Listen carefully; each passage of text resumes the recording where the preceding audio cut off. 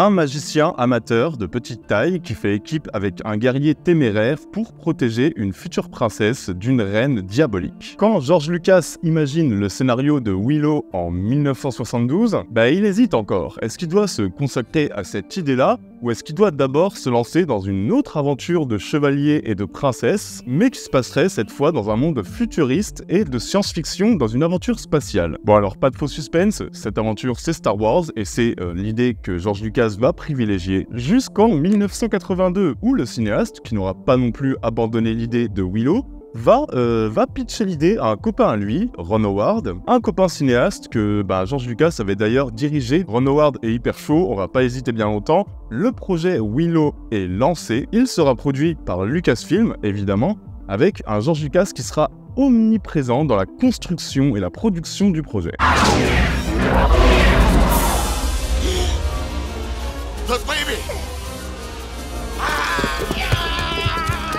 Sauf que le truc, c'est qu'entre Krull et entre autres Legend, Dark Crystal, etc., le genre de la fantasy, il galère un petit peu en ce moment. Je veux dire, il y a eu beaucoup d'échecs successifs au box-office, ce qui fait que Willow aura quand même bien du mal à obtenir les 35 millions de dollars nécessaires à sa fabrication. C'est quand même un gros budget. Et c'est seulement en 1987, soit quand même 15 ans après la première ébauche d'idées de George Lucas, que Ron Howard va enfin pouvoir lancer le premier clap du tournage. Un tournage qui sera porté par un casting quand même bien prestigieux. D'abord Warwick Davis, que George Lucas a rencontré sur Star Wars, mais aussi Val Kilmer et Joanne Whalley. Et Willow, c'est quand même un film, comme je l'ai dit, assez ambitieux.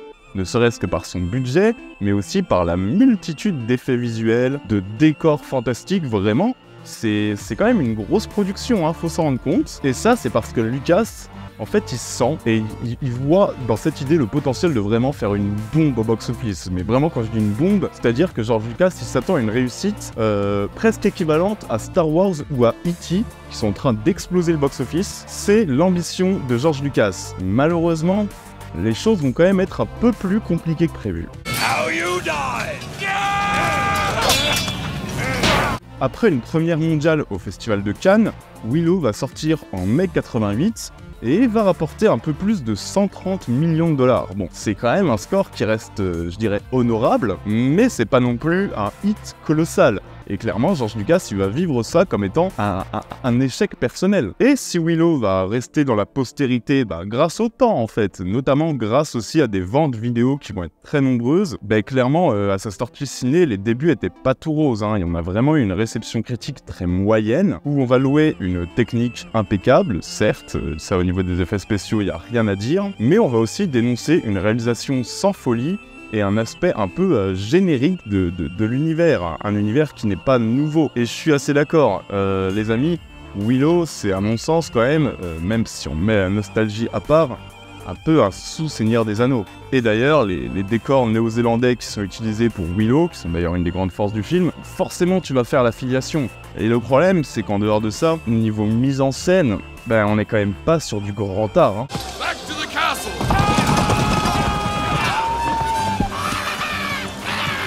En termes de découpage et d'inventivité, je trouve que Ron Howard n'est pas vraiment au niveau des ambitions du film, parce que le tout est quand même filmé de manière très plan-plan. Les scènes d'action sont souvent brouillonnes, elles manquent cruellement de dynamisme, d'énergie.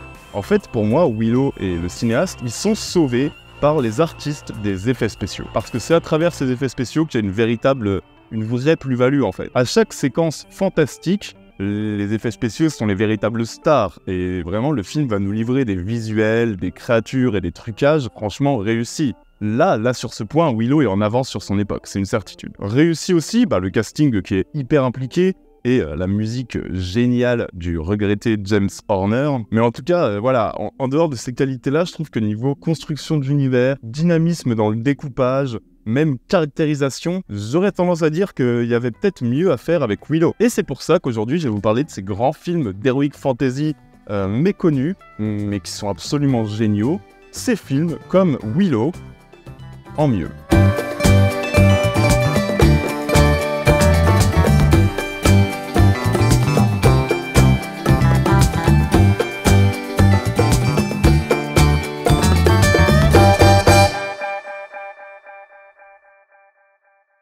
Alors pas de suspense, hein. Comme je l'ai dit les amis, Willow c'est très proche du Seigneur des Anneaux et j'ai déjà fait plusieurs vidéos sur ces films comme le Seigneur des Anneaux en mieux ou en moins bien. Ces vidéos elles sont en description et du coup je vais dans cette vidéo là pas parler des films que j'ai cités dans ces 2 vidéos précédentes. C'est-à-dire qu'il n'y aura pas le Dragon du Lac du Feu, il n'y aura pas les Sorciers de la Guerre, il n'y aura pas le Vol des Dragons par exemple. Et non, en fait je vais plutôt commencer par, les amis, je vous gâte dès le début hein, parce que c'est une sacrée curiosité et un sacré film, sorti 3 ans avant Willow et dont le film, enfin, le titre va forcément vous dire quelque chose, Return to Oz.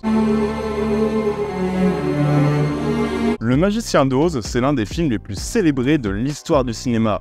Et Walter Murch, qui est un des plus grands monteurs de l'histoire, je veux dire le mec a monté Apocalypse Now, il a monté Ghost, il a monté Le Parrain 3, il va passer à la réalisation pour nous pondre en 1985 une suite directe du Magicien d'Oz. C'est quand même ambitieux et, contre toute attente, sacrément réussi. Et Return to Oz est largement différent de son grand frère. Je vais vous expliquer ça, vous allez comprendre. On va suivre Dorothy, donc l'héroïne du Magicien d'Oz, qui est de retour chez elle au Kansas après son premier voyage dans le pays d'Oz. Le problème, c'est que quand elle raconte ses aventures, évidemment, personne ne la croit et on va l'amener de force dans un asile psychiatrique pour enfants. Lors d'un traitement par électrochoc hyper violent, elle se retrouve de nouveau à Oz, mais cette fois, le pays n'est que ruine et désespoir et deuil. Voilà pour vous situer un peu l'ambiance. Donc ouais, faut oublier les chansons hein, qui sont ici remplacées par des espèces de nappes sonores terrifiantes et hyper perturbantes. Faut oublier les couleurs et les décors chatoyants.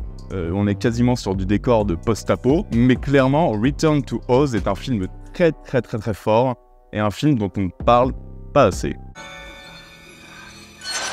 You have to come out sooner or later, and when you do, we'll tear you into little pieces and throw you in the deadly desert.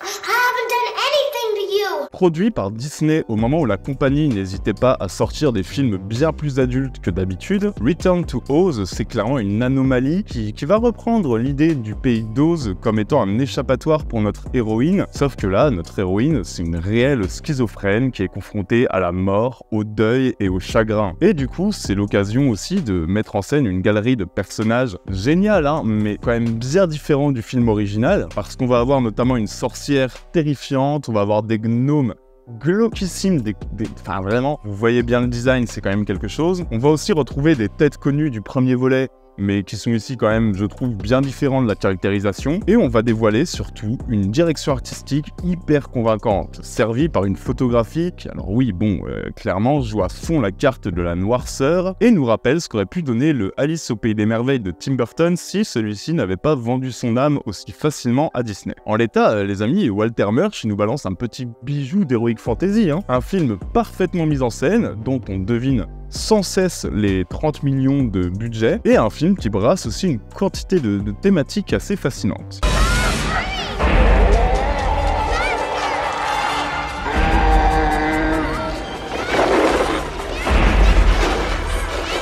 En fait, Return to Oz, pour moi, on peut aussi, je dirais, le comparer à un Dark Crystal, par exemple. Et à mon sens, je comprends pas qu'on n'en parle pas assez, enfin, si, je comprends, parce qu'il y a quand même des thématiques assez lourdes, mais c'est quand même un grand film tombé dans l'oubli. Un film incompris qui a été un énorme échec commercial à sa sortie, hein. Et ça a aussi été un four critique qui s'est fait défoncer pour, évidemment, sa noirceur et ses visuels complètement tordus. Et je pense qu'en fait, les gens ne s'attendaient pas à ça, mais moi, je trouve les partis pris hyper radicaux et hyper puissants. Un film aussi bizarre, au tableau aussi évocateur, enfin, je veux dire, regardez les images, on est quand même sur un film sacrément ambitieux, hein. Un film qui sonne souvent beaucoup moins cheap que Willow, clairement, ça ne se refuse pas, et je voulais absolument réhabiliter un film avec lequel l'histoire a quand même été assez dure, je trouve. Return to Oz, c'est à découvrir absolument, clairement, faites-moi confiance. All the precious stones in the world are made here, in my underground dominions. All made for me. Ok, alors après ce film-là, je vais quand même aller sur du bien plus récent. Un film d'heroic fantasy basé sur le folklore celte. Ça ne se refuse pas, ça. Surtout quand il est réalisé par le génial Tom Moore, qui est quand même à l'origine des plus beaux dessins animés de ces dernières années. Là, il est en co-réalisation avec Nora Twomney, et il nous livre Brendan et le secret de Kells. Ça se passe au 9e siècle, en Irlande, et on va suivre Brendan. C'est un jeune moine de 12 ans qui vit dans une abbaye, l'abbaye étant menacée par les attaques vikings. L'ami Brendan, il se donne pour mission de finir un livre mythique, un livre étrange, un livre plein d'enluminures, et pour écrire la dernière page de ce livre mythique, il doit se rendre dans la forêt, et évidemment, il va y rencontrer 1000 défis, 1000 créatures mythiques, notamment une jeune enfant loup qui va l'aider à mener à bien sa mission. J'en dis pas plus, mais dans ce monde de légendes, dans ce monde peuplé d'esprits, il y a de très nombreuses qualités. Et parmi les qualités les plus nombreuses, enfin en tout cas la plus évidente, je pense que vous voyez très vite rien qu'aux images, c'est la direction artistique, les amis. La direction artistique et l'originalité visuelle, c'est quand même quelque chose. Le film est une succession ininterrompue de tableaux superbes qui font parfaitement honneur à la mythologie celtique. Clairement, ouais, des tableaux enchanteurs et colorés qui créent un univers unique et vivant, et l'animation traditionnelle y est aussi pour beaucoup.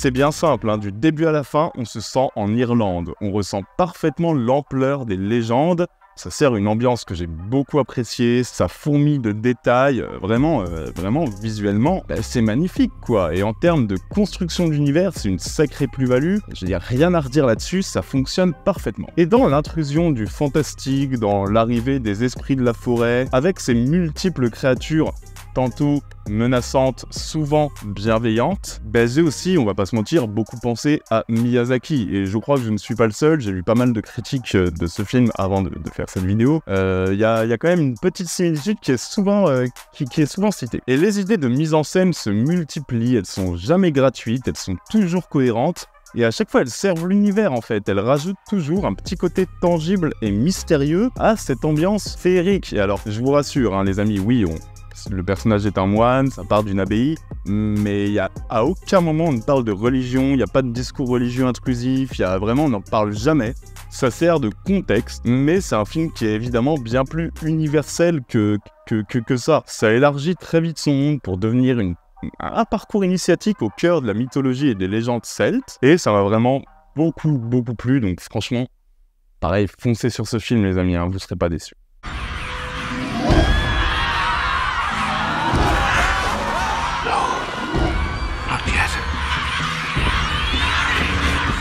Bon alors j'ai encore 2 films pour vous, et sur ces 2 films, je vais pas passer trop de temps sur ces films-là.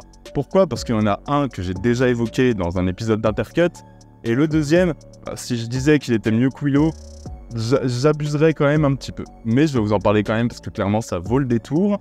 Je pense à L'Épée Sauvage.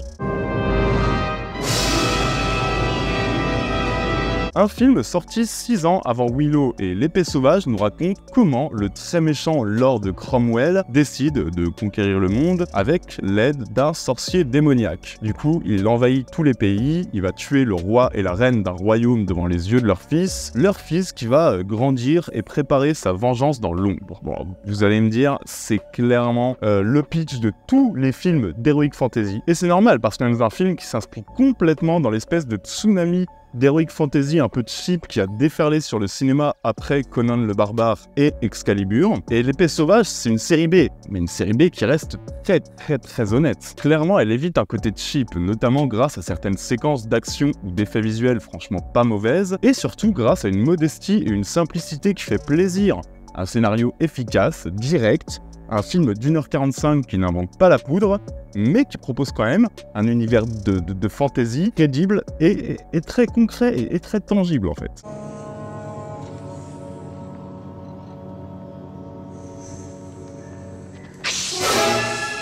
Et surtout, en vrai, je m'y attendais pas forcément, mais L'Épée Sauvage, les gars, il est drôle quoi. Il est ultra conscient de ne pas être au niveau, comme je disais, des Excalibur ou autres Conan.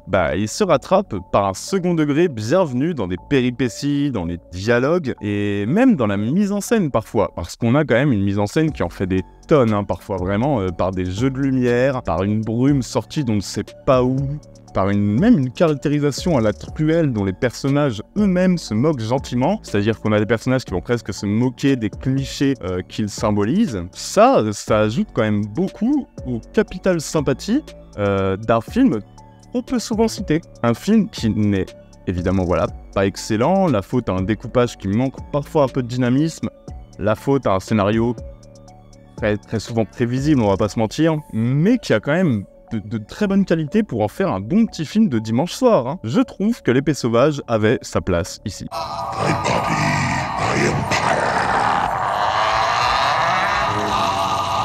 Et enfin, pour finir, il y a le film The Last Unicorn, donc la dernière licorne dont j'ai déjà parlé il y a un peu plus d'1 an sur Intercut, qui est un drôle de film où on va suivre une licorne qui vit dans une forêt magique. C'est la dernière licorne de son espèce puisque les autres ont été faits prisonniers par un espèce de roi cruel et sadique. Et du coup, la licorne va se mettre en tête de les libérer et va se lancer dans un périple rempli de magie et d'aventure, mais avec une ambiance assez particulière, une ambiance qui est vraiment emplie de nostalgie. Une ambiance qui est lente, qui est souvent pesante. En fait, on n'est pas vraiment sur un film d'heroic fantasy destiné aux enfants, même loin de là, j'ai envie de dire. C'est vraiment un film étrange, un film qui traîne avec lui une ambiguïté bienvenue et vraiment une certaine mélancolie avec des personnages qui meurent, avec des enjeux qui à la fois semblent vraiment presque à échelle humaine et qui deviennent énormes à la fin, et des enjeux même très dramatiques. Clairement, j'en dis pas trop sur la dernière licorne, je vous ramène à la vidéo, pareil, le lien sera en description, il y aura tellement de liens en description de cette vidéo, où j'en parlais parmi les autres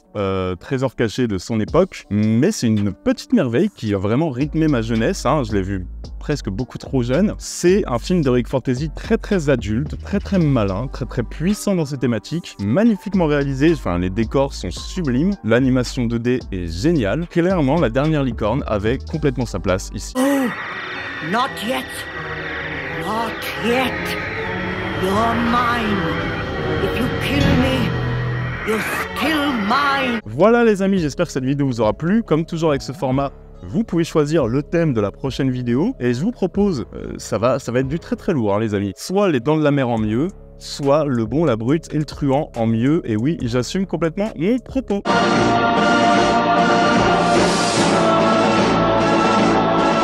On a un petit Tipeee qui nous permet de faire de cette chaîne une chaîne qui bosse à temps plein et de vous sortir 2 vidéos travaillées par semaine. N'importe quel petit don aide énormément si vous voulez soutenir la chaîne. N'oubliez pas non plus de vous abonner et de mettre la cloche pour ne rien rater des prochaines vidéos. Moi je vous dis à très bientôt les amis, prenez soin de vous et n'oubliez pas que vous êtes les meilleurs. Ciao à tous, bisous.